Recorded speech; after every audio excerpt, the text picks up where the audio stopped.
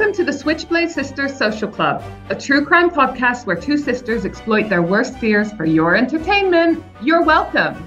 I'm Dee. And I'm Randa, and together we are the Sake Sisters. For more information, check out our website at www.switchbladesistersocialclub.com or find us on Instagram and Facebook at Switchblade Sisters Social Club. Thanks for listening.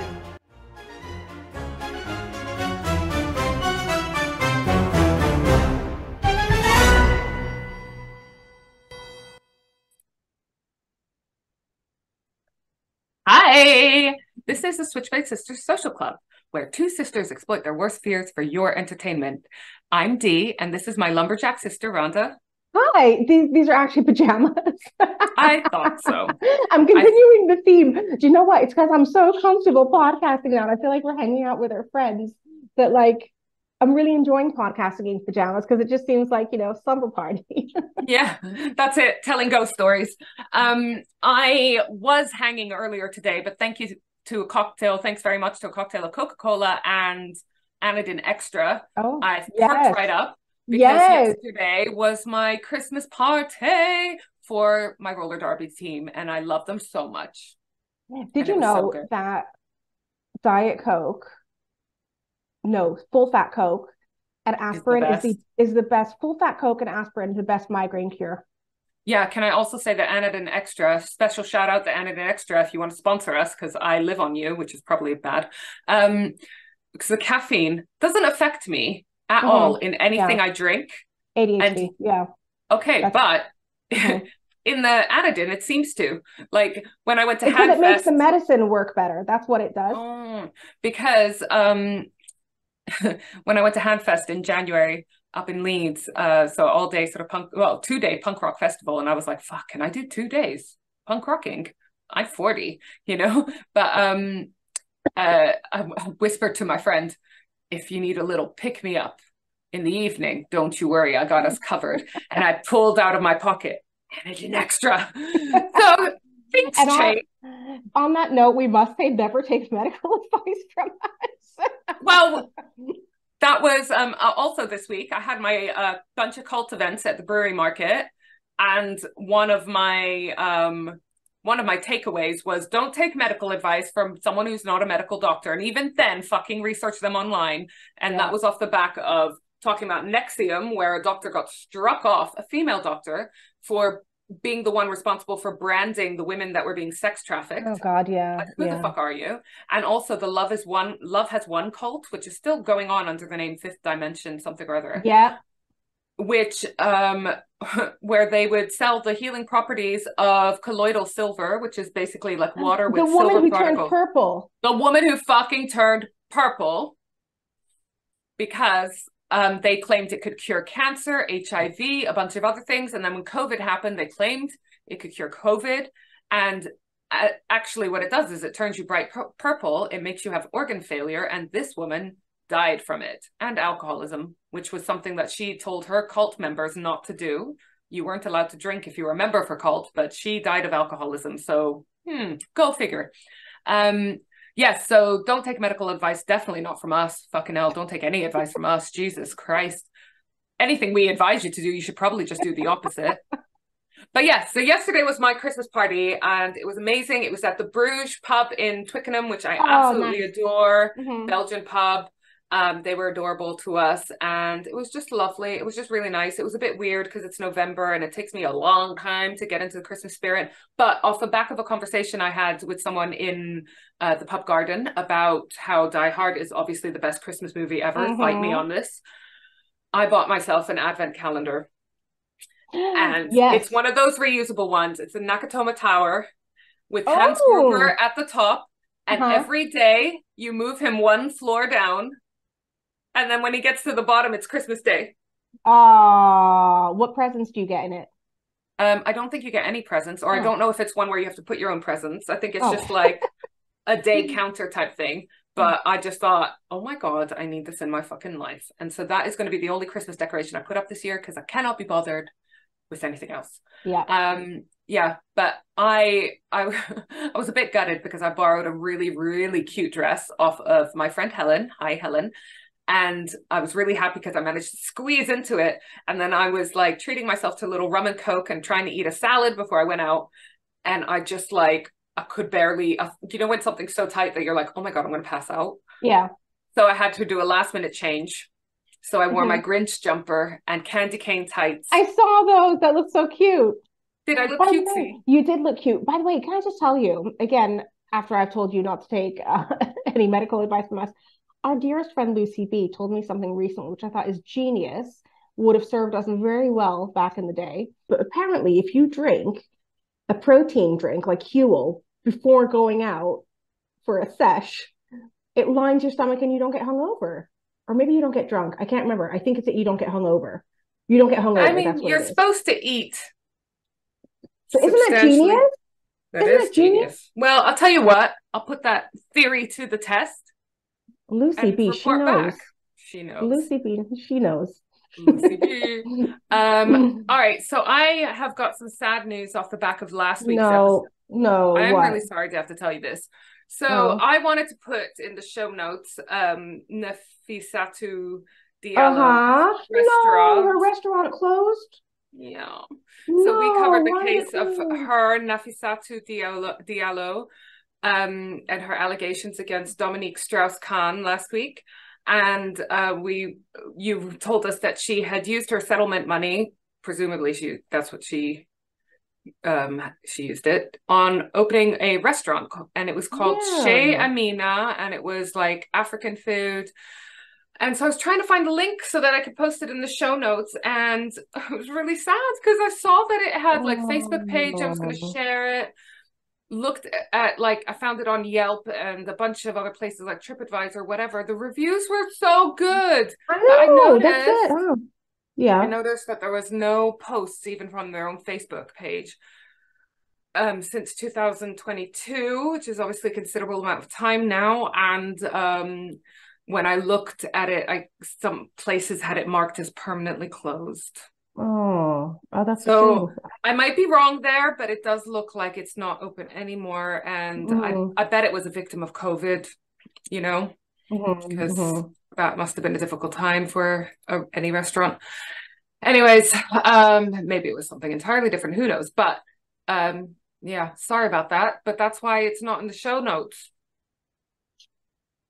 I would have actually really loved to taste that food because it looks good. Oh, totally. It would have been on the list. If I'd ever gone to New York again, I would have gone there. Anyway, well, let's get started with the case. Okay. I'm going to just fucking tell you the story. Or just tell you the fucking story. This one is creepy. So off the back of... and I'm sat in a fucking dark conservatory next to a fucking graveyard. Oh my God. Sorry. Okay. Oh God, okay. First of all, I just want to say that today Lola is recording with us. She rarely sits next to me. Where's her snuffles? Normally she's grunting. Yeah. So if you do hear snoring, it's not me snoring while I talk. Yeah, so remember the last case I did that was a bit old-timey. It was from the 20s, 30s, 40s, and actually it was fucking horrifying. The soap maker. Yes. Yeah. So I thought if I'm going to pick an old-timey case, I should go way back. Way back. Oh, so okay. How old is this? 16th century. Oh, okay. And this one is in honor of our dear friend Isla, because she is Scottish, and this is a Scottish tale. Oh, and they're fucking creepy. I don't know why, but Scottish stories are creepy, huh? Yeah. I fucking love Scotland, and I love Scottish people on the whole. And we are so proud of Isla at the moment, aren't we? Because she's undertaking, I mean, we've talked about it so many times, but like now she's got a premises. She's opening up a true crime and crime novel bookshop in New York. That's York, Old York, not New York. And super excited about it. It should be opening in February, but the reason why we're like getting even more excited is because she's now got premises. It's being done up, criminally good books. Follow her on Instagram. And so this one is for you, Isla. She doesn't know I'm doing this. I'm not even going to tell her in advance. I'm going to wait for her to hear it on the podcast because kind of test out whether she actually does listen. Well, we know she does because she tells us off. Yeah, she tells us off. She also gives us running commentary as she's listening to it, which is super cute. So This is set in the 16th century, so I'm hoping it's not as traumatic. Right, let's go. Today, we are going to hear all about the Scottish cannibal family of Sawney Bean. Okay, I'm excited about it, but it can't. Oh, okay. For those not watching this on Patreon, Randa just did the biggest eye roll. No. It's because cannibalism is heavy, you know. It's not a light tale. This isn't a purely entertainment comedy podcast, although we are fucking hilarious. Right, the enormity and the scale of the story is fucking mind-blowing, right? And this story has all kinds of elements that are going to gross you out. I'm really sorry. Do we know about it? What happened then? And they didn't have the internet. Well, I will tell you all about that, all right? So trigger warning, this has stories of cannibalism, obviously, incest, camping in caves. So if you're particularly claustrophobic, like some of the things that triggered me a lot were pictures Can I just say that Jim's new thing is watching people climb into caves on YouTube. Apparently this is like some sort of danger sport thing where people climb. Anyway, okay, tell me the story. Yeah, terrifying. So guess how many people they estimate Sawney Bean and his family are responsible for killing / eating? Hundreds. 1,000 people. Oh, for fuck's sake. That's what I'm telling you, the scale of this, right? So when the Beans were caught, they were burned at the stake, which at the time was a punishment doled out only for like practicing witchcraft. But I honestly think they were just so horrified by everything they discovered, which I'll obviously go into more detail of, that they just didn't know what to do and what punishment to give them, because they were just like, we've never seen anything like this fucking book before. You know? What's that thing called? Not mass folly. What is it when people... Mass hysteria?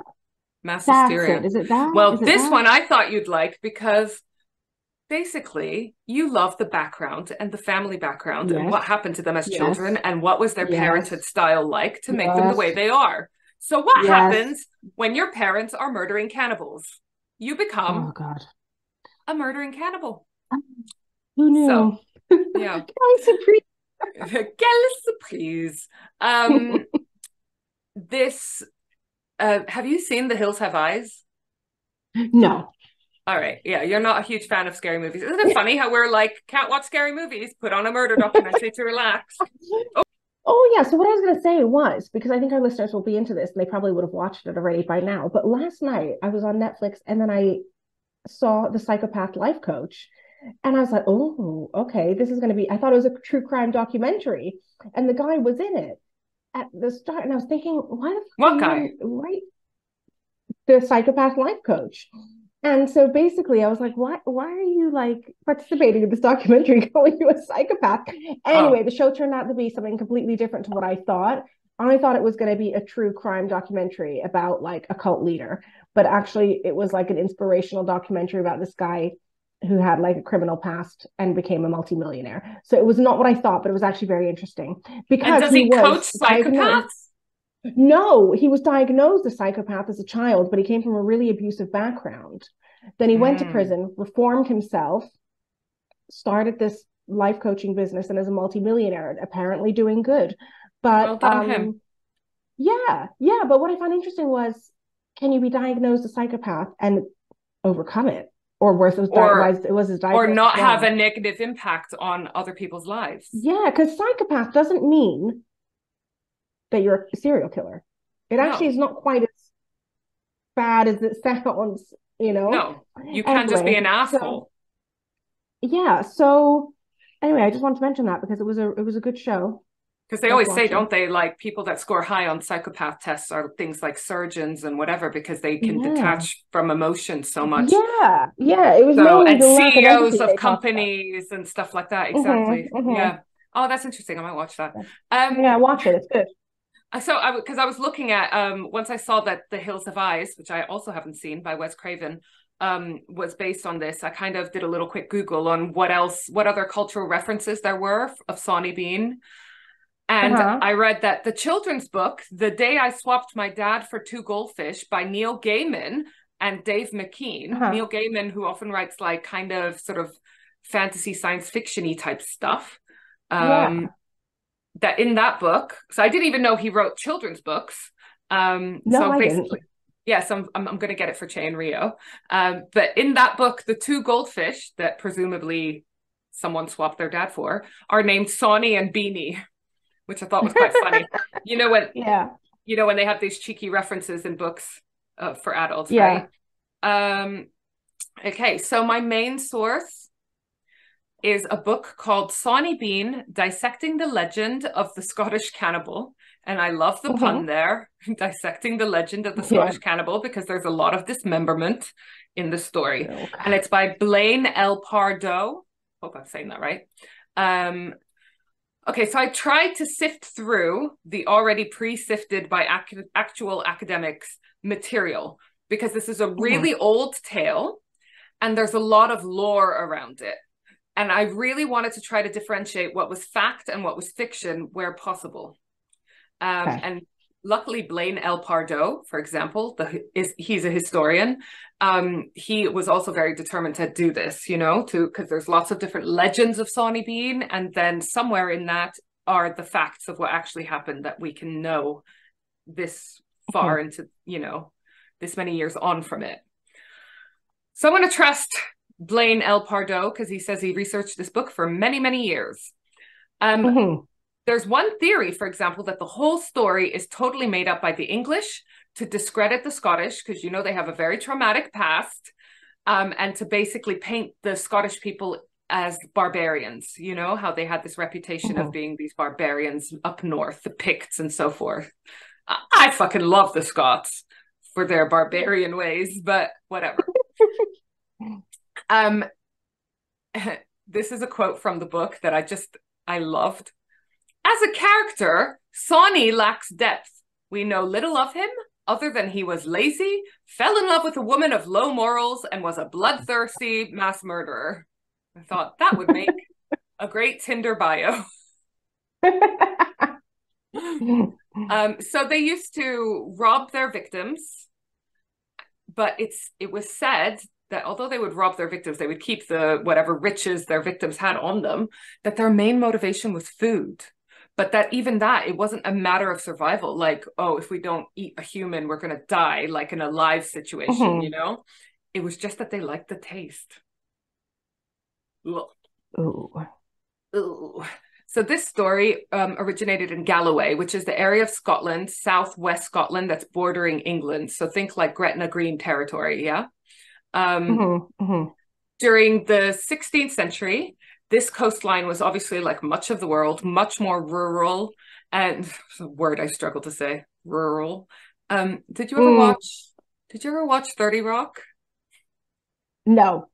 Oh, because there's this like awesome running joke where one of Jenna is in a film, one of the actresses, and they cannot tell what the fuck the film is called. Every time she talks about it, they're looking at each other like, what is she saying? Because the film's name is The Rural Juror. Oh. Sorry. Do you have another word we can't say? Brewery. We can't say drawer and we can't say brewery. Drawer, yeah. Drawer and brewery. So rural juror. So this area was very rural at the time and notoriously dangerous because people would just disappear while traveling on the roads at a disproportionate rate. So, you know, this is a time of like highwaymen and all sorts, but this road was notorious. Often search parties were sent out if someone, probably someone fairly influential, disappeared, but to no avail. The numbers got to be in the hundreds and hundreds.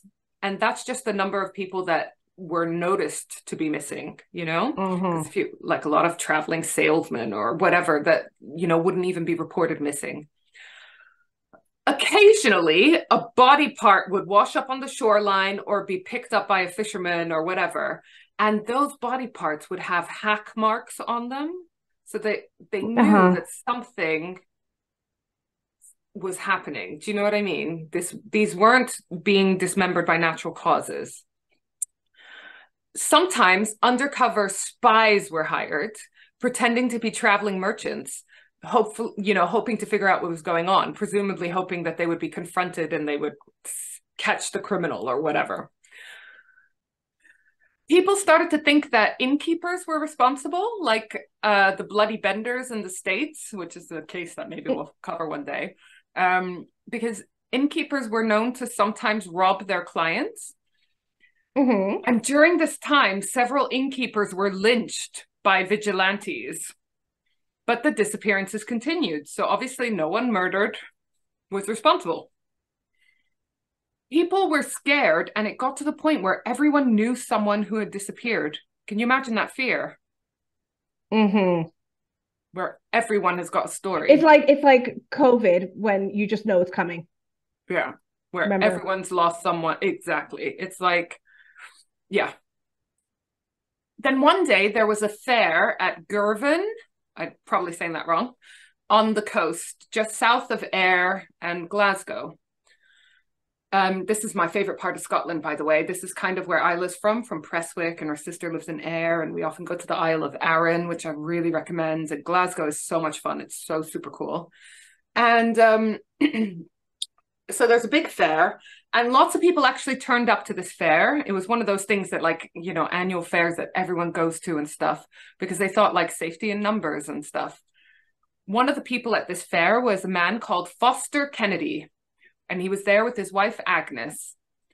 When they left on horseback to return home, they were ambushed on the Western Road by Alexander, Sawney. So Sawney is an abbreviation of Alexander. Sawney Bean, and about 12 members of his family.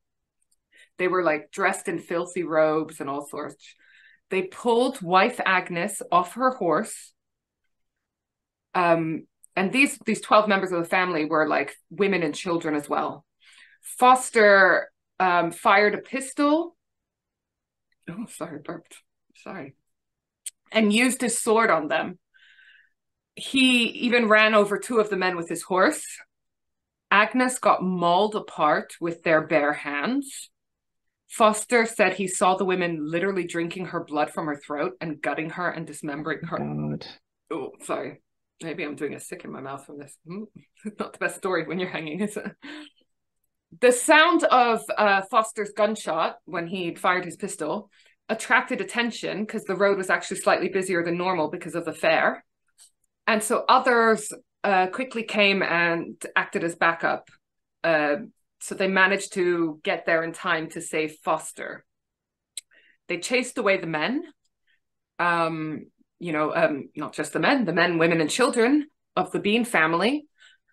And then some of these men escorted Foster Kennedy to the magistrate in Glasgow rather than the sheriff in Ayr, because they thought that this would be a bigger case than the sheriff in Ayr could handle, which I thought rude, right? Then King Jamie the Sixth. Okay, and here's where there's confusion, and I couldn't be bothered. Doesn't really matter. The king at the time got summoned at this point. The reason why there's confusion is because King James the First of England is King James the Fifth of Scotland, and blah blah blah. You know. Yeah. And they're the same ones, and blah blah blah. I cannot. So, anyways, let's just say the king from now on. Okay, the king at the time. The king had been informed at this point of what had happened, because again, it's fucking bonkers. So he came to the area immediately with 400 mounted men, bloodhounds, all sorts of resources. So clearly taking it seriously, because he wanted to contribute to the search for this gang of murderers. Foster Kennedy showed the king where the incident had taken place and kind of did like a reconstruction for the king. So basically an early version of like Crime Watch, right? For the king and all of his men. Mm-hmm. The king divided up his, 400 men into groups of 30. So they were like, not pairs, groups of 30, you know, because they knew that there was at least 12 vicious people involved. And they were sent into the woods and along the coast to look for this gang. They searched for 2 weeks and found nothing. So you can imagine the rumors that started to circulate, that these were spawn of Satan, that they were demons, that they were fairies, you know, but like the evil fairies and stuff. Mm-hmm. Like Scottish folklore fairies rather than like cutesy Disney fairies, right? Then one day the dogs picked up on something. They started growling at a cave, and a really inaccessible cave. Like you almost had to get there by boat at most times of the day or something because it's on the coast. The king was there at this point. Like he was there throughout the search. He sent a very large group of his men into this cave, and then one by one in a long line, the Bean family emerged. They were dirty, they were stinking. There was men, women, children. I'm going to show a map of the cave now. Because you can go and visit this cave if you want. Well, there is some speculation about whether it's the actual cave or not, but I don't know if you can see here, but this is down here's the Lake District in the north of England. Gretna Green here is like literally on the border. It's the place where people used to elope to because I think the age of consent for marriage was much lower in terms of like not needing a guardian, you know? So lots of people used to elope there. I stopped there on a drive up once and had a sandwich. It was cute. I didn't get married. Not there. Anyways, so this is Glasgow, which is like quite far south in Scotland in the grand scheme of things. And Sawney Bean's cave is here. So this is the coastline in the area where people were disappearing. Got it?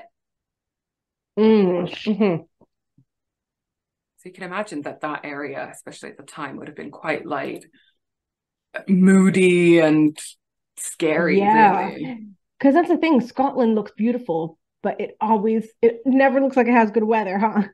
Yeah, and also, can you imagine traveling around it on your own on horseback? Yeah, anyways. Sawney came out last. He had long hair that was all like matted up. They chained him up. Even though he looked old, he looked nimble. So, and they weren't fucking taking any chances because just what they had seen of what happened to Agnes, you know? So what was inside of this cave like? Well, as a claustrophobe, as I just said, I was already anxious even reading about this. Although I did stay in half of a cave, kind of, when I went to Cappadocia in Turkey. We stayed in Goreme, which is like this amazing village, like in a valley, and it's like arid desert land almost, and it's in a valley. And up until the 60s, all of the residents, all of the businesses, everything was in caves. And Goreme actually means like invisible or something, because like literally from above you couldn't even tell that there were people living there because everyone lived in caves. And it was only from the 60s onwards that they started like building extensions literally on their caves and stuff. So we stayed in a hotel and our room was basically a cave. God, I would just be so worried that it would crumble. Do you know what I mean? Like, well, for me, it's more like the lack of light. And I did do something that I'm really proud of myself for, because they had whole underground ancient civilizations underground, and we went to go and visit one of them where apparently 10,000 people lived in at a time. And not like permanently, but just during times of conflict or whatever, they used to retreat to these underground cities, and it was amazing. But like, and there was one point where, you know, again, claustrophobic, so I was forcing myself. I was really high anxiety the entire time. It was fascinating, but I was like, you know, when you're like needing to control yourself so you don't have an actual panic attack. And there was one moment where we're going through a tunnel that was just going further and further down and getting smaller and smaller and smaller, to the point where we're literally almost on our hands and knees. And I was just like, I'm gonna fucking freak out. And it was getting smaller and smaller. And we were in a chain, like, you know, all the people on the tour.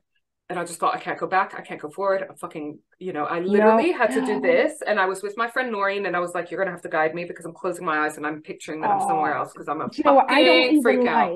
I don't even like in a tube station, you know, when you go down the escalators underground, I can't even fucking stand that, because I'm like, shit, we're going underground. I'm not gonna be able to breathe. But also, interestingly, I recently got stuck down a rabbit hole Googling. I came across this BBC article about a town in Australia that's entirely underground, built under the sand. I can't remember what it was called. But I think I saw that on a Netflix show where they all stayed at different Airbnbs. Okay, yeah, because the places look beautiful, but they don't have any fucking windows. and it's underground. And apparently they built this whole village underground to protect from the heat, but it's fucking creepy as well because it's underground. And how do you know it's not going to just collapse, you know? So my room wasn't too bad in this hotel because it was just a single room and it had a window, obviously, at the entrance. So it had natural light. But yeah, it's crazy. Anyways, so already I'm like, nope, not dealing with this cave shit. But the men, apparently these king's men, you would have presumed like the toughest men in the realm, were coming out and like puking from what they saw inside there. The men reported you entered the cave and it eventually opened up into a large chamber where the family lived. And one of them reported that what he saw there still haunts me on the darkest nights. Oh God. Oh God. Oh God. So there was a lot of stolen goods, you know, coins, clothes, weapons, and everything that they had stolen. Like they would fucking rinse out their victims. But it didn't seem like very much value was placed on these. They were just kind of strewn everywhere and they weren't really like looked after or whatever. Just kind of lying around willy-nilly, you know? But if you looked at the stolen goods in there, this family were actually fucking rich. You know what I mean? They would have had enough to go and buy a property, buy a fucking chicken and eat normal. But they did not, because they liked the taste of the human flesh. Because along the walls, there were arms and legs hanging on hooks, drying out like aged beef. Oh gosh. Yep. So at this point I was like so fucking glad I'm vegetarian because I don't want to have this imagery in my head the next time I have a fucking burger, you know? So enjoy your steaks and your drumsticks, you meat eaters, because this story might fucking come back and revisit you. No, I was about to eat my leftover sweet and sour chicken after this. Okay, I don't think I will now. Especially not after this sentence. They even had human remains pickling in jars. In fact, the only trace they left of their victims was when a body part would accidentally go off in the preservation, and then they would just chuck it in the sea. So that's what the villagers and the fishermen were finding, you know? So the king's men and so forth, they guarded the family really well at this time, partly because they knew what this family were capable of doing, but also the king was worried that some people would exercise vigilante justice on them, you know, like victims of the, you know, family members of the victims, people that were just terrified about what happened, people that thought they were practicing witchcraft, whatever. The men started to realize that this family was severely inbred. Oh God, okay. Because basically Sawney Bean, his wife Agnes, they were the mother and the father, and then everyone else was like descendant of them, but it meant that their kids were, I nearly said getting married. It wasn't that romantic.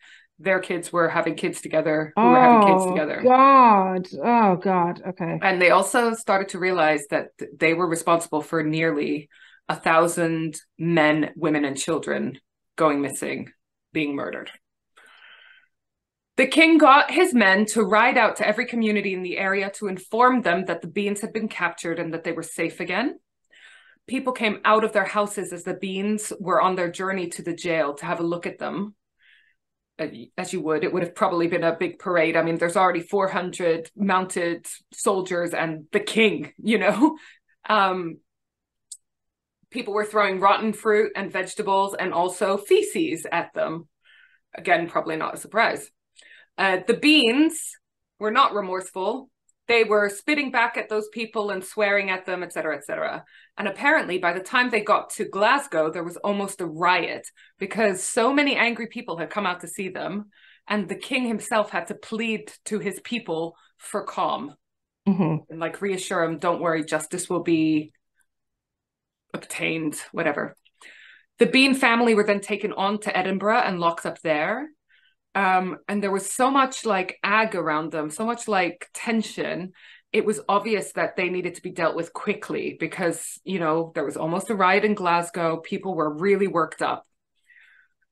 they found it difficult to imagine the logistics of a trial of this enormity of crimes, because the number of victims and the number of perpetrators. Because guess how many people they arrested of the Sawney family? How many? Guess. 30. There was 48 of them. Oh my God.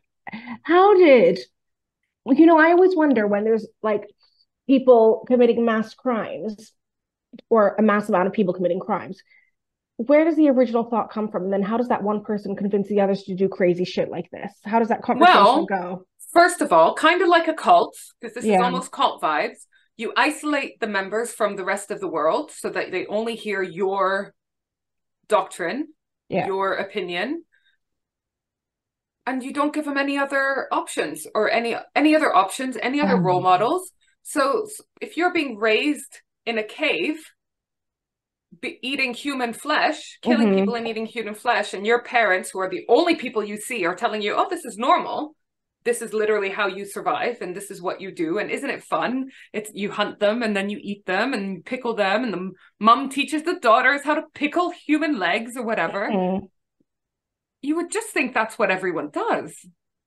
And then by the time you're getting to third, fourth generation, which is what happened here, that's just your way of living. So the pair produced 6 daughters and 8 sons, who produced between them 14 granddaughters and 18 grandsons.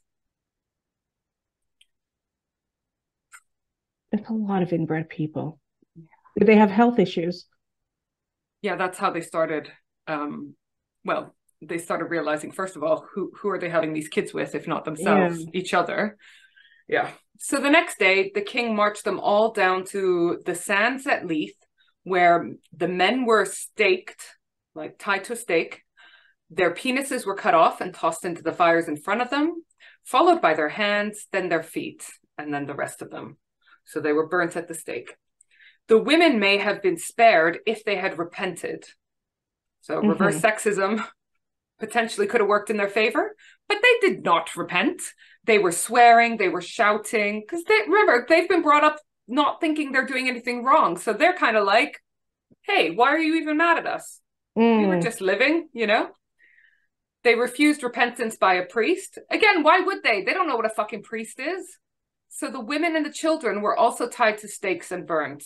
And the children. That's what makes me sad, because it's like, they don't fucking know. No. I mean, even the grown-up children, you could argue, didn't know better or different.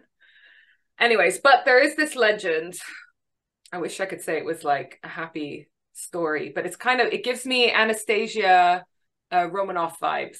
You know how there's all these rumors that all the Romanovs, the king of Russia, the Tsar of Russia, and his family were killed by the communists, and that there were rumors that one of the daughters, they didn't find her body in their mass grave, and was she still alive, and are there descendants to this day of the Tsar and the Tsarina, blah blah blah blah blah blah. Okay, so it's a little bit like this, but twisted. The legend is that one of the children was actually spared, that she was the youngest girl and she was literally still a baby. Oh God. One man in the audience, if that's the right word for people going to watch people burnt at the stake. But you remember, like, executions back in the day were a public spectacle. Yeah. Because they didn't have Netflix. So this man, Alec McDouglas, who sounds like a bit of a legend, he's going to be my case crush, actually, decided. I'm hoping you're going to say that he looks after the baby. He asked the king to spare the baby, who was clearly too young to be anything but entirely innocent. She was spared, but this was kept as a secret to protect the baby. In case anyone wanted to seek justice against her, they wanted to raise her not knowing what her heritage was, because that's going to fuck you up. So it was kept on the down low. And McDouglas and his wife, who, by coincidence or maybe not, couldn't have kids of their own. So they adopted her and named her Lily. So, you know, this would mean that the bloodline of the Beans carried on. No one knew about Lily at the time because, like I said, they wanted to keep it secret. Anyone who knew that she had been spared had been sworn to secrecy by the king, which was a big deal. But clearly this did not last, because otherwise I would not be telling you that she even existed. Lily grew up in a very loving household. She was described as a pretty and happy child, which is the best you can expect for a female at that time, right? But as she got older, they say that she started losing her mind. And again, I'm going to call sexism here because it kind of just sounded like she was an introvert. Mm-hmm, mm-hmm. But apparently, the other thing is also, if she was that inbred several generations in, she may very well have had mental health issues. Yeah. Exactly. So basically, she just wanted to hang out with her own parents rather than socialize, and she had no interest in marrying. She could have been a lesbian. You know what I mean? Who knows? We'll never know. Some people say, oh, maybe someone told her about her heritage, or that she was born of bad blood, or, genuine medical issues. Or was this just a coincidence that, she was just had these issues and also was a descendant of the Bean family? Was there actually anything genuinely wrong with her, or was she just like a quiet, introverted soul? Then, sadly, the plague came to the area and both her parents fell to it. And that understandably hit her fucking hard, because she was still fairly young. I think she was an adult at this phase, but young adult. And she's lost both of her parents in presumably a traumatic way. Her parents, who are her lifeblood, because she is very introverted at the very least. And, so it's upsetting to her. But now she's getting the reputation of being the crazy woman living on her own, right? Because she's basically a spinster, no interest in getting married, no parents to help her marry her off, doesn't like to socialize, isn't seen out and about, doesn't go to the things that you're supposed to go to if you're a female, blah, blah, blah. So they start calling her a crazy woman because she is living on her own, and that's making people nervous. And to that I say, watch out, Twickenham! Nothing wrong with this. Anyway. So obviously a few people did know about this baby that had been spared and had done the maths and worked out who Lily was, because there were people that would have seen that there was a baby in the group that had been arrested and that there was no baby executed, right? So someone knew her secret and they revealed it in church one day. Like, specifically identifying her. Yeah. Because they were worried, because now she's on her own, not monitored, acting weird, blah, blah, blah. So I don't know whether they thought she was going to go on some rampage and start dissecting people. So in church, they're debating what to do with Lily, whether to burn her or hang her. Like, they're discussing this in church. Like, well done, Christians. You've clearly learned from your sermons. They went to fetch Lily, and they told her why they were going to kill her. They told her that she was a product of incest, and she begged them apparently to be spared and said that it couldn't be true. So at this point, it's like she probably didn't know about her heritage, which is understandable, because I imagine the McDouglases wanted to keep this from her because I don't know. I speculate that not only did they want her to raise her as their own, but also have her be unaffected by it. The impact of knowing that's your family history, that you've eaten human flesh. Like, well, there's no getting over that. There's no going back from that, is there? But the community didn't want a Bean in their midst, and so they hung her from the tree outside her house. No, so she died. Yeah, when the deed was done, they cut her down and they buried her in an unmarked grave, which is an extra. Oh my God, that's the saddest bit. That's the saddest bit of the story, that they hung her because she was really did nothing fucking wrong, that poor kid. I couldn't find anything. I Googled and Googled and Googled for ages. There's no extra sources listed here because I could not find a single example of what she did that was actually bad. You know what I mean? Like, all I could find was more and more examples of her being introverted. Yeah. It's not like she did anything like she was you know, poisoning children. I don't fucking know. She did not, there was no real examples of her being any kind of threat or even displaying the behaviors that her family it makes me said. sad because obviously back then they didn't know about mental health. They just called everyone crazy. They didn't know especially women. Yeah. They didn't know about neurodiversity. I mean, she could have been autistic for all we know, you know? Exactly. And just introverted and not people oriented, you know. It makes or a lesbian, or just not, you know, it literally could have been anything.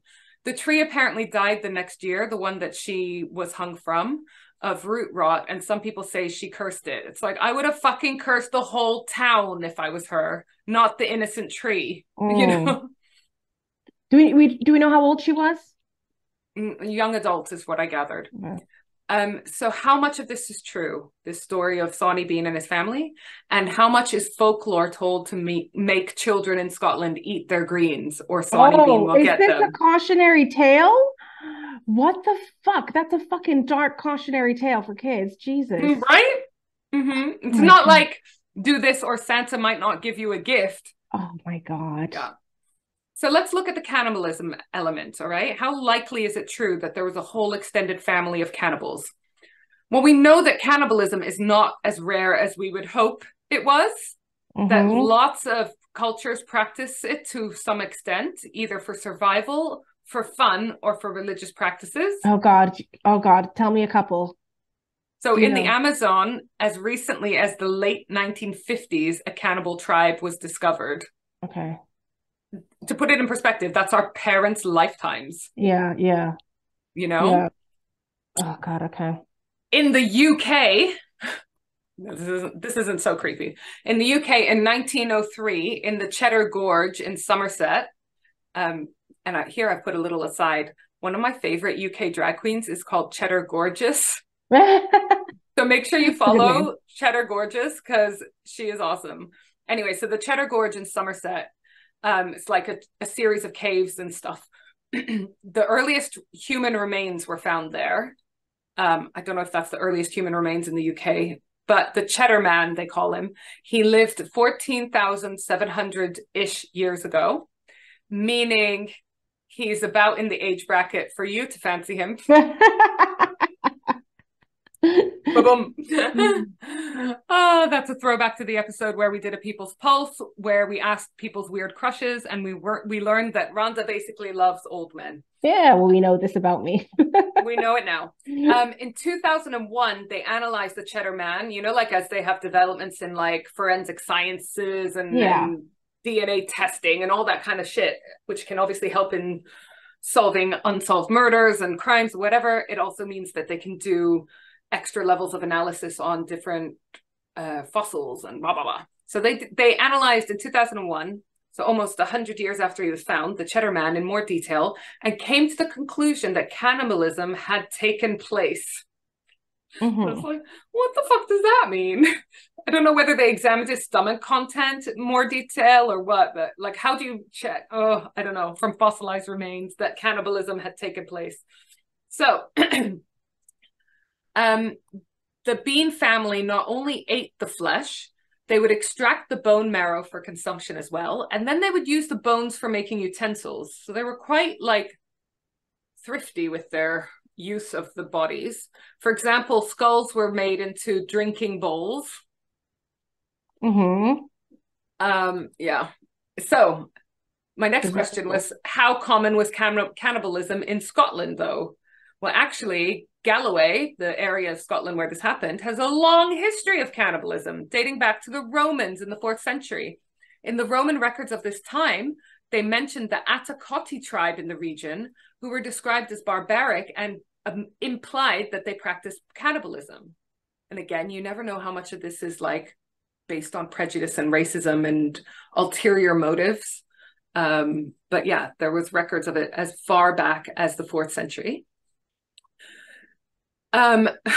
When this tribe actually fought alongside the Romans in Gaul, so they've obviously at some point convinced these tribes to become part of the Roman Empire, to work with the Romans. I think I'm going to get this all wrong, but I think that if they helped the Romans fight against the Gauls, who they're struggling to defeat, hence Asterix and Obelix, that they would be allowed to keep some sort of autonomy for themselves. Anyways, okay. It was reported that this Atakoti barbaric cannibalistic tribe of Scotland, they used to cut off and eat portions of men and women as dainties in preference to the sheep and oxen they could have had. So I Googled what a dainty is. Yeah. And it's a delicacy. Okay. So they had the option of eating sheep and oxen, but instead they preferred to eat men and women. I wonder I'm not wondering out of curiosity for myself, but what human flesh tastes like, because I can't imagine it's nice. Well, I'm vegetarian, so I can actually imagine myself eating human flesh more than I can imagine myself eating animal flesh at this point. Okay. For a matter of survival, I'd rather eat a human. Mm-hmm. Oh, God. All right, so throughout history, there are records of cannibalism, but often during times of famine, which to me makes more sense, right? Like, that's a matter of survival. It's like with theft, if it's a matter of survival, it feels more understandable than if it's a matter of like lifestyle choice. Yeah, basically. For example, during the famine of 1340 in Scotland, there were rumors that there was a Perth butcher called Andrew Christie, and he and his pals used to act as highwaymen, so robbing people on these long rural roads. And if any of them died, Christie, who was a butcher, as I said, would butcher the body for food for the others. But again, I don't think this can be judged that harshly, because for me, eating an already dead human for survival is less bad than stealing even. Yeah, it's like how you have some vegans who wear leather as long as it's secondhand. So, and again, it was out of survival mode, out of desperation rather than greed, right? Yeah. They apparently all like the taste so much, though. It's like, yeah, because there's a famine and they're fucking hungry. So they started killing their robbery victims specifically so they could eat them. Apparently, this group were responsible for 30 deaths. Christie was never caught. Again, I would argue once they got over the fucking grossness of eating a human, and once they realized, like, this is the only way we're going to get a good meal during this famine, which is killing hundreds of thousands of people, I presume. I haven't fact checked that. I just said it off the top of my head. But, they're fucking hungry. They were like, what's another steak? Sorry, what's another human steak, Sorry, I didn't realize my phone was on.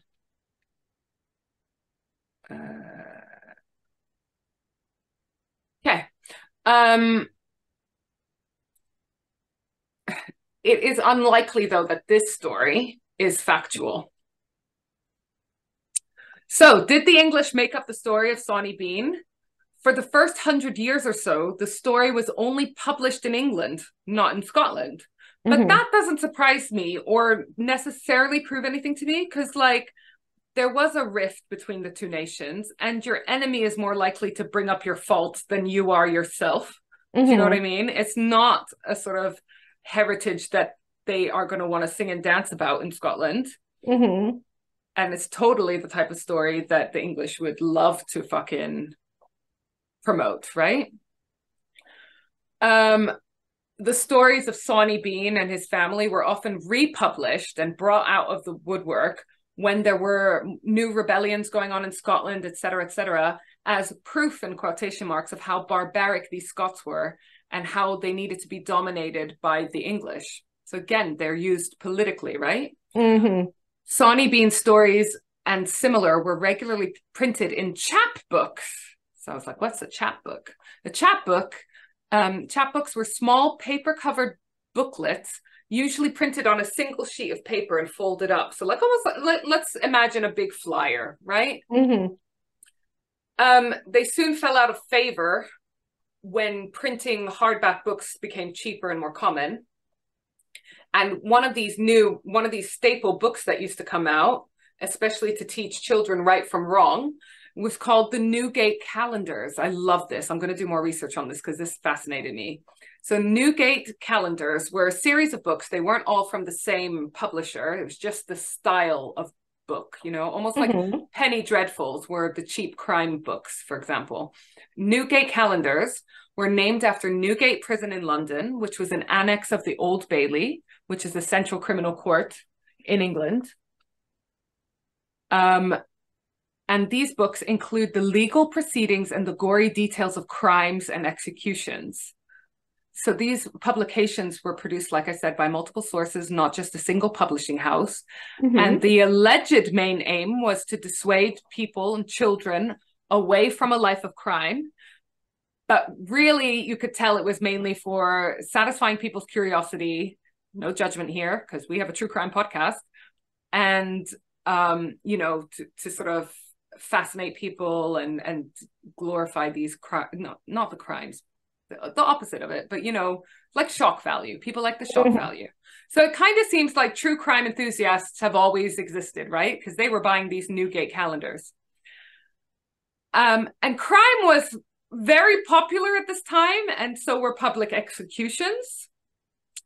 And prison finances. Oh, this is another one of my like fascinations, right? Prisons in this era. Because you were charged for your stay in prison. Like, for example, if you went to a debtor's prison because you were in debt and you couldn't repay your debts, you were sent to a prison specifically for the debtors, you know, for being in debt. And then you were charged for staying there. So you now no longer have any opportunity of making money because you're in jail, but you're also building up your debt because you're going to you can't get out until you can pay back your debtor, the people you owe money to, and the prison for your stay. After your stay or while you're there? Well, after your stay, you need to settle your debt, like staying in a hotel. Okay. They're not going to let you leave until you can pay back the people you owed money for, the reason why you were there in the first place, and your fucking jail bill. Oh, God. So you're getting in more and more debts. And this is why people died in these debtor prisons, because they were almost like the worst kind, you know?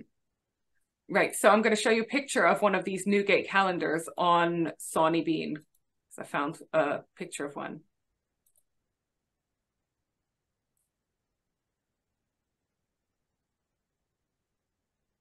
Love this shit.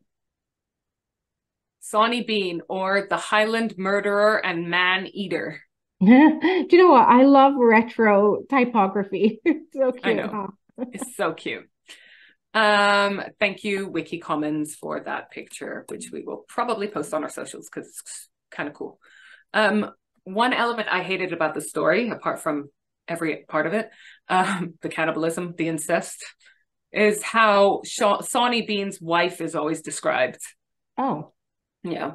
I mean, don't get me wrong. I'm not defending this woman. She sounds terrible, but they almost always make out like she was the bad influence that turned him, and it gives me like Adam and Eve vibes. It's like, he's a grown adult. He didn't need to kill and eat people if he didn't want to kill and eat people. Like, that seems like an extreme. I know that like people can get influenced and manipulated a bit when they're in a relationship, but like, do you know what I mean? He didn't need to be a cannibal if he didn't. Well, I wonder who brought it up first. Weird, isn't it? Like, how do you like the only thing I can think about, you're gonna hate this, but the only kind of comparison I could think about is when you're in a relationship and you have a weird kink and you're like, how do I bring up that I like to dress up like a bumblebee? It's like Fred and Rose. Is it Rose West or Rose West? Rosary West, exactly. Like, is it baby steps? Is it something you graduate to? Yeah. You know, I don't know. I don't want to know. No, I kind of do want to know how to get your partner to do what you want. Not cannibalism. I wouldn't make them do that. I'd make them bake me a cake or something. Oh God, my expectations are low, aren't they? Jesus Christ. Onwards. I'm going to show you one of the famous pictures of them. Oh yeah. It's not a photograph, obviously. 16th century. Okay, yeah. 16th century, wretch. Well, I wonder how the fuck we know any of this from the 16th century. Yeah, I know. So they describe him as like wearing dirty clothes and matted hair and blah blah blah, but he looks quite refined, to be fair. But his wife here is in robes or whatever, but what you might not be able to see is that she's just carrying two dismembered legs into her cave. Oh God. We'll share that on the socials. Oh, God. It's in the G drive, Rach. Okay. Get it out of the G drive and post it on our socials. Yeah, so you see, even that painting, why have they made him look all fancy? And she's wearing fucking robes and carrying in legs, so that picture was gross. I didn't even notice the legs at first. I know, I didn't either. And then I was like, hang on a minute. Ew. So can we check the records to see if there actually was an Alexander Bean born and living at the time? Well, there were actually a few Beans at the time, including variations of the spelling like Bain and McBean and stuff, because, making allowances for bastardization of the name over time, for example, or whatever. There was an Alexander Bean married to Helene, who lived in Dunfermline. They had several children, including another Alexander, so another Alexander Bean. There was also another Alexander Bean, also in Dunfermline, born to Alistair Bean. Neither of them came from East Lothian, which is where Sawney Bean was rumored to have come from. But also, we don't know necessarily that that's fact either. But these people were not apparently the right age. They were too young. But then also, record keeping was not 100% at the time, and record survival was not 100% at the time. So, basically, no record was found of a Sawney Bean, an Alexander Bean, living in that area at that time that's of the right age. But that's not to say he didn't exist. Okay. It actually proves nothing. If you ever find yourself in Dumfries, there's a Sawney Bean restaurant, which grossed me out because it's like, what's on the menu? I'm so gross. It makes me want to gag already. And if you didn't like that painting, you definitely shouldn't go, because apparently there's loads of paintings and pictures and stuff of Sawney and his relatives around. That's a bold move, isn't it? To open up a restaurant with that name. That's a bold move, because people are either going to be twisted and love it, or no one's going to fucking go, right? I know. It's a dark tourism kind of quirky thing. Yeah. God. There's a Sawney Bean experience in Edinburgh where you help the king's men in his capture, which to me sounds fucking exhausting. Is it an immersive experience? Yeah, it's going to be one of those. It's like, just let me walk around at my own pace, or put on a show for me. Don't make me do shit like we're in school and it's his PE. Anyway. So there you go, Isla. I'm grossed out. I was really looking forward to my sweet and sour chicken, and now I'm not. I'm not even sure I can eat until tomorrow now. After that, I have to forget about this. Pretty bad, isn't it? It's also. But are you more grossed out than terrified? Grossed out, yeah. Yeah. Okay. Cool. Yeah, I'm grossed out. Like I could gag. It's a different feeling, isn't it, than our others? Like I don't feel distraught. I just feel kind of nauseous. And then you showed me that fucking picture of dismembered legs. Yeah. So that's what the Hills Have Eyes is about, based on that story. Yeah, there's also speculation that Texas Chainsaw Massacre is kind of based on it as well. But no one involved in making Texas Chainsaw Massacre has ever said that. So it might just be because it's like a murderous-y, cannibalistic-y family, you know? Because that in itself is fucking creepy, isn't it? There's something about it being a whole family of just people living in this really fucking god-awful way. Creepy families, huh? Creepy families, yes, that's it. Creepy, yeah. Right, so on that note, let's take a break. Welcome back. Sorry you're nosy. That was the story of Sawney Bean, the Scottish cannibal. Now we've got... Thank God, the People's Pulse. The People's Pulse, the People's Pulse. Oh, and this is exactly... Well, do you know what? The People's Pulse stories are not going to make you any less nauseous because of the topic today. Oh, no. I was just going to eat a cheese string. So let me do that quick before I start. Okay, oh, are you sure? Should I not? Okay. Well, I'm not going to be able to eat it after this fucking, Well, it was your idea. Oh, is it the one I suggested last time? Yeah. Don't laugh at how I eat a cheese string. I can't. I don't touch it with my hand. I eat it like that too. I'll break it up in my hand, but I don't in my mouth. But I don't want to be fucking fingering my food. Yeah, Jesus. Yeah. Anyway. Okay, so do you know what I'm liking? I'm reading out the People's Pulse stories and listening to the voice notes in real time, live. So which is quite nice because I like being surprised by them. Okay, so today's topic is your worst puke story. And what we didn't want, and we said it last episode, was I puked in front of my friends, man. Yeah. Like everyone has puked in front of other people because it's inevitable, right? Yeah. It's inevitable. Yeah. Especially when like you're a teenager and you start drinking, you're gonna puke in front of people. We wanted the worst fucking story that like you'll never get next level. Yeah, that you'll never get over, that you'll remember for the rest of your life because it was so awful. And again, I struggle to think of one, but I'm sure you'll volunteer some for me. I don't. Okay, well, we'll get on to that. No, okay. I have one. Oh, okay. So this is our Coventry Karen. She says, and I'm reading this out verbatim. The first time I'm reading it. Oh, I have a good one. Booze related ovs. She said, me and Sarah went on a work night out with her colleagues. There was a lot of consultants there and they can be pretty generous with getting the rounds in. There was a gin bar at one point. There were shots. There was pints of beer. There was going to a gay bar and dancing on tables. I mean, shots and beer already. My stomach is curdling. Yeah. Then, you're right. I shouldn't have had that cheese string. Oh, then the nausea kicks in.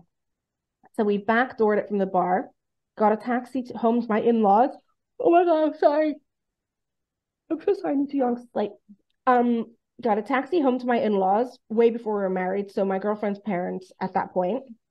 And I proceeded to throw up cider and black flavored vomit. Cider and black. Oh, cider and black, my drink of choice as a teen. Beer, shots, and cider. Oh my God.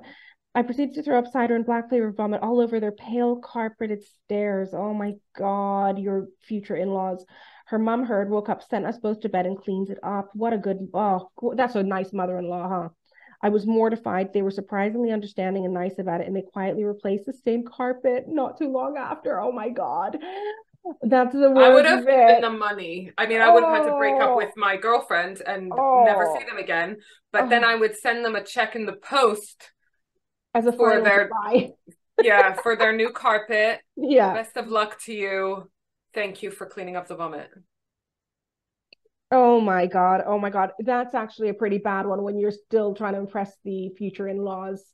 And then the next day, because it's one of those things where you can't really like make it any better. It's like, I didn't. I wonder whether they brought it up after that. Do they joke about it? Oh, well, the mother-in-law sounds nice though, huh?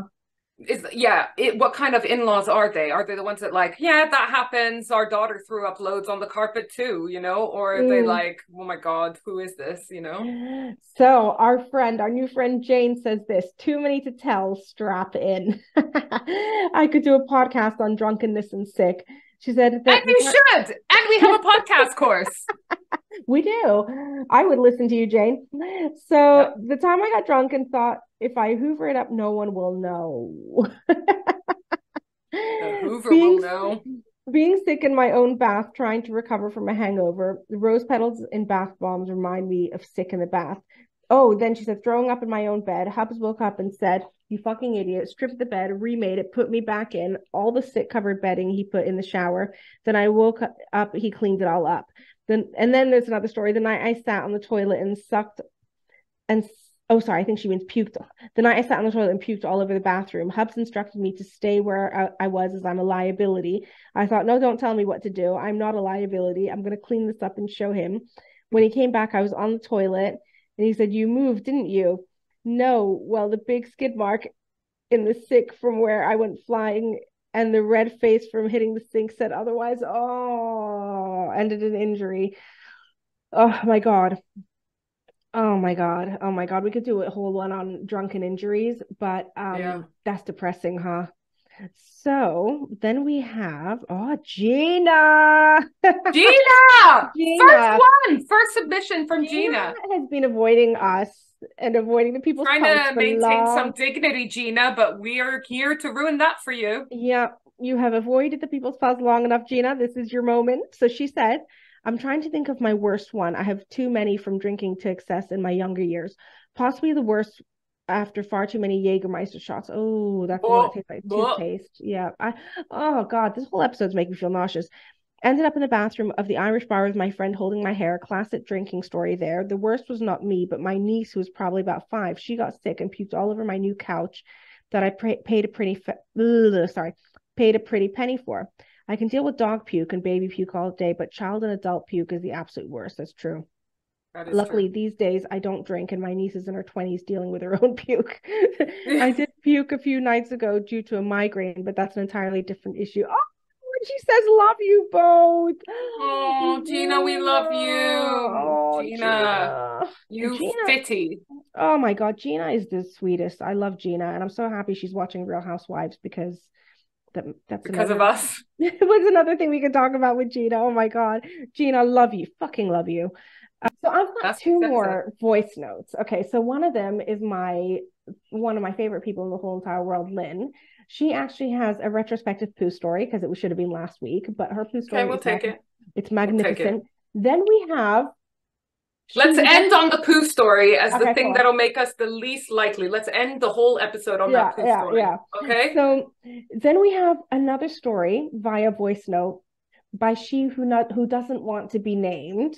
So I'm going to respect that, but you will know who it is when you hear her voice. Wait, and she said we can play the voice note. Yeah. She said we can play the voice note. Cannot name her. Okay, Isla. It's not Isla. It's not Isla. Apologies.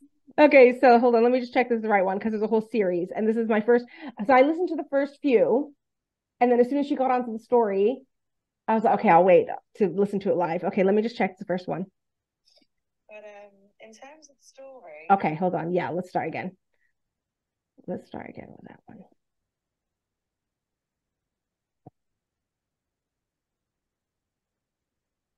You can have it, but please don't name me because it is literally one of the most blood-curdling, embarrassing things that's ever happened to me, and I've never actually really told anyone. But you know what? It couldn't have happened to a better person. So, person that I was sick on. I mean, you can have it. It's very short and sweet. It'll make sure my window's shut in case my neighbours fucking take my window shut so I can tell the story in peace. Like I say, you're welcome to use it, but please don't. Oh, okay. So here's the story. Right, I'm going to set the scene. I'm going to do this over a voice note. You can use this voice note. So I'm going to set the scene. I'm 17 years old. Not the most experienced in certain areas, and I was dating a guy that was 4 years older than me, so he was 21, which 4 years is nothing now as a grown-up, but when you're a teenager, it's quite a big gap. And he had his own place, and he was really cool and arty, and I was just like, oh, wow. Anyway, he was quite well endowed. Where's that going? So him being well endowed kind of in his head made up for his other shortcomings, right? He was only big in one area. So whatever. So I'm not very experienced at this kind of thing anyway. And I basically tried to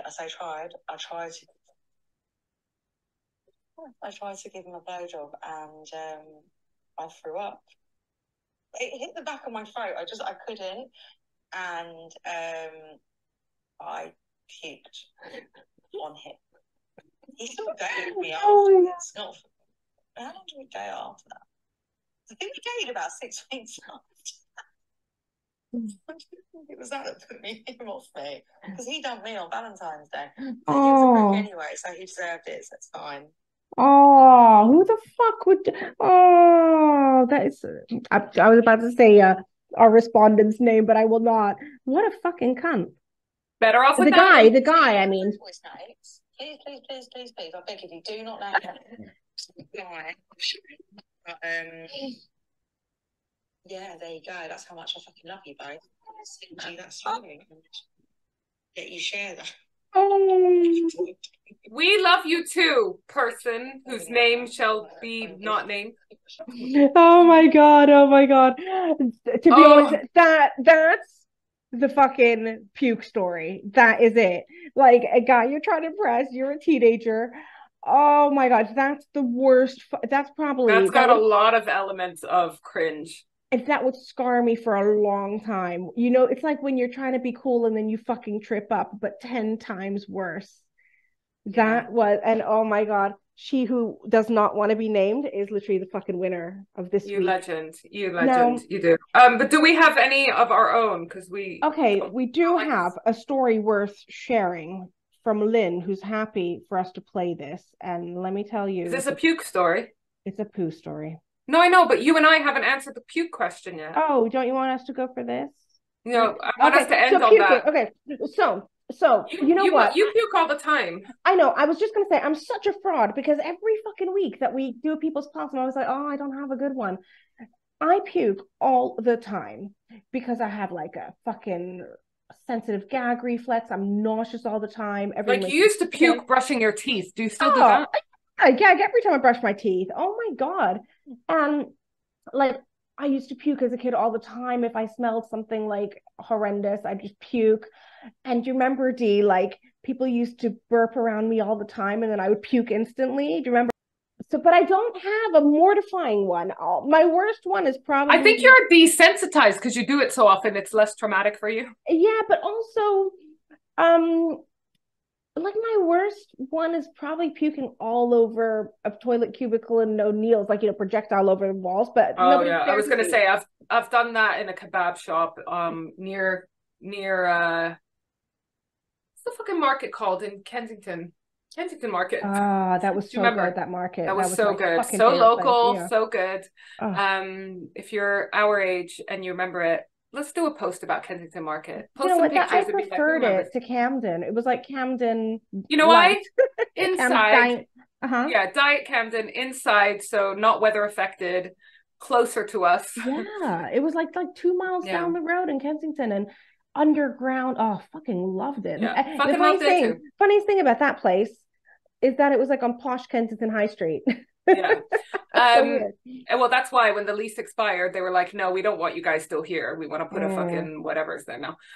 Yeah, but there was a day where I remember me and Emily and Maria and Brian and one of Brian's friends or whatever, we just got so fucking drunk, like next level drunk. I think we were sitting in Kensington Park for a while just drinking, or is it Holland Park or Kensington Park? The one just next to it. And we went into like chicken shop or whatever it was, and because they sold alcohol and they were still serving us, and we were all underage still, but whatever. And I redecorated their bathroom. No shame. I have a lot of shame. Sorry, no, I have a lot of shame. I don't know why I said that. I don't think because someone had to clean that up. But so that one.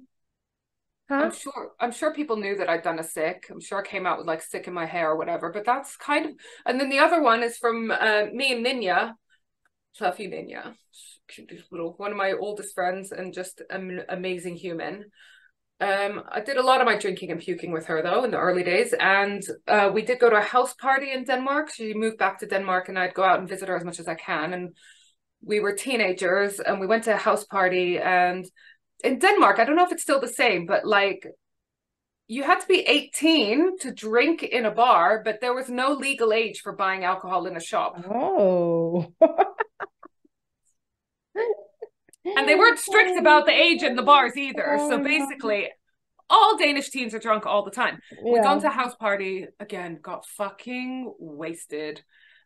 This one's actually pretty bad because they had a loo, a downstairs bathroom, and it had like a kind of cupboard cloaked area. Me and Ninya were both so fucking paralytic drunk that we kind of hid in this cloakroom, but like it didn't even have a door between this sort of cupboard basically and the toilety area. So we're lying underneath all these coats as people are just peeing in the toilet right next to us. Every now and then one of us would kind of lurch up and do a sick in the toilet and then go back to our cave. And I remember I'd been wearing like my favorite corset because both of us were gothy punk rockery at the time, wearing my favorite corset, and I was in Denmark. And I was due to fly back to the UK at some point. I had done like, there was sick on me, basically. Obviously, I wasn't going to ask Ninya's mum to do the laundry, you know, or ask her, can I just chuck something in the laundry or whatever. So, you know, I did try to hand wash this corset as best as I can, but basically I remember being grossed out because I had to like travel back with this like puke covered corset in my luggage. And, you know, when you're just like, oh, I hate myself. Why did I do this? I don't have a mortifying puke story, which means that it's coming, but I have a really gross one, which is like me at my fucking worst, where I remember when I just moved into the flat when I was 20, moved out of home, and I drank like more than a bottle of wine, and I'm bad with wine. Like if I have one glass, I'm drunk. Do you know what I mean? Like wine is, I get so pissed off wine. Anyway, then, you know, when you wake up in the middle of the night and you're like, whoa, the room is spinning, I'm gonna be sick. So for some fucking reason, I decided to have a bath. I thought that's gonna make me feel better. I'll feel better if I get in the bath. So I did, and then I just puked all over myself, and I was just lying there being like, I'm so fucking drunk, so fucking tired, I'm covered in puke. And then I just rolled back into bed covered in puke, and that's probably one of the grossest things I've ever done, but it's not funny, nor is it mortifying. Also, we've all done that. Yeah, but I will tell you, I'll just let it dry on me and peel it off later. You know, whenever we do the People's Pulse, I realize how boring I am because I don't have... No, what we realize is how awesome our listeners are. Yeah, that. Okay, so this has been grim. Let's wrap up with something that will definitely lighten the mood, and it is Lynn's anus. Yes. Off you go. Okay, so this is my story. One of many, I might add. But this day, I was driving 2.5 hours to school, and I had a bit of a bad tummy, and I was like, I should be all right. I took a couple of Rennie, started to get about 10 minutes from school, and I could hear it, and I was like, oh my God, I'm in trouble. So I pulled into the school car park and thought, Christ, I'm really in trouble. I opened the door and felt something go,